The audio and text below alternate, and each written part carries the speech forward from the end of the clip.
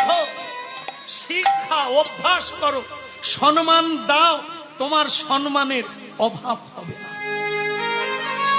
মানুষের দোষ ধরো না, প্রতিটি মানুষের মধ্যে কোনো না কোনো গুণ আছেই। বিধাতা কাউকে শূন্য করে পাঠায় না, তার গুণের প্রশংসা করো, দোষ ধরো না, তাহলে তুমি দোষী বেনে যাবে। শিক্ষা দাও, নিজে করে শিক্ষা দাও। তা আজকে গালব ঋষি বলল, আমার গায়ে পানের পিচ ফেলেছে, আমি ছেড়ে দিতে পারি, আমার ধর্ম হচ্ছে ক্ষমা, কিন্তু ছেড়ে দিলে ওর বদগুণটা যাবে না, তাই বাহ্যিক অভিনয় করে ওকে ক্রোধ করে অভিশাপ। ভক্তমন্ডলী মায়েরা, কিছুক্ষণ পরে তারই মাথায় বিচার এসে গেল। ক্রোধ সব চাইতে সংসারে খতরনাক জিনিস।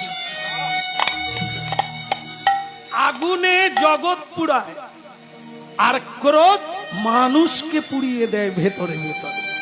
এই জন্য ক্রোধ কখনোই ভালো না। এই ক্রোধ মানে অভিশাপ, আমি দেব না।